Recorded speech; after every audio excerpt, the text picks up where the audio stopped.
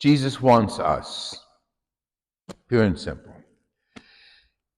And it's interesting, the parables today are about coins and animals and things like that, but he's talking about you and me.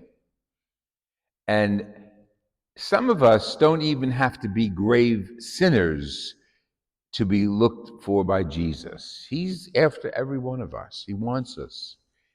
He regards us as his family. And if one goes off, he wants that one back. But he refers to some of them as sinners, people who chose to leave Jesus. People chose to leave the flock. And he gives these two metaphors about rejoicing when what was lost is found. The first one was a sheep, and the second was a coin. Now you might say, why was she all upset about losing a coin? The women in that day used to wear their dowry, you might say, around their head. They had these headbands that had coins on them, and that was part of their dowry to the family. And they came into a marriage with that, and it gave some, stability to the family, financial stability. So if you lost one of them, you're in big trouble. It's like losing your bank book, but maybe that could be replaced. Okay, so there's all this excitement about losing it and more excitement about finding it. And the finding is the key. Jesus wants us. He says there's more rejoicing in heaven over one person who returns, who comes back. So here we are, we're in church, we're here to pray, and we've already been found by Jesus, and we're in a dialogue and a relationship with him. But there are times in which we go far off, emotionally or spiritually. I imagine, for the average person, time when Jesus seems far away, or times when school is not going well, or the girlfriend or boyfriend is not going well, or your children not calling back as much as you'd like, and you get upset. Well, Jesus is saying, wait a minute, I understand it, and you want somebody who's close to you, you want to be in touch with them. Put yourself forward. The shepherd didn't say, well, when the sheep comes home, they'll come home. No, the shepherd went looking for the sheep. And the woman who lost the coin didn't say, when the family comes home, we'll look for it. No, she swept the house to find it. That's what Jesus does, to find you and me when we're distant from him. Now, you might say, well, I'm not distant from Jesus. Okay, fine. If you're not, any one of us are not, then you know there's somebody in your family or your neighborhood that is distant from Jesus. Now, we're not apostles, we're disciples, we're followers of Jesus, and our job is to do what Jesus asks us to do and to imitate Jesus.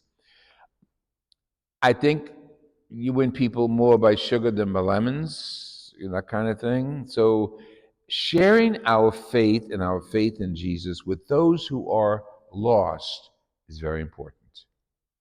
Jesus wants us, but he also wants us to be able to reach out to those of our families and friends who don't know him as well.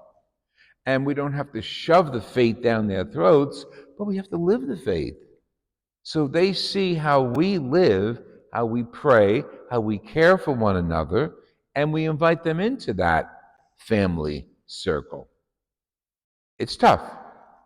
You got pride, you got anger, you got family bickering, and there's so many things, so many walls that are between us and the lost person.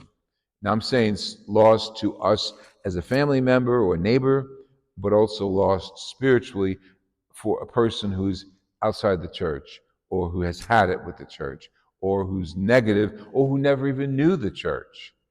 They're our goals. They're the people we are encouraged to look for and bring back home, as Jesus does that for us. Looks at every one of us, brings us back home. Now, how do we get there? with Jesus, coming back home, prayer. Prayer does it.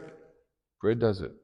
And when we're lost and we're abandoned and we don't feel like Jesus, just put yourselves, we're challenged to put ourselves in the presence of Jesus. He wants us. He wants us to follow him. He wants us to imitate him. And it's the best way to God the Father. So we got a jealous Jesus, you might say. Those who are his, he wants. None of us are coins. None of us are sheep. But he would go looking for every one of us if we sort of turn our back on him or forget about him. And he'll come knocking. And he will knock and he will communicate with you, not in a way you expect or I expect, but he will. He does. Sometimes through people, sometimes through a word, sometimes through a message, could be even on TV.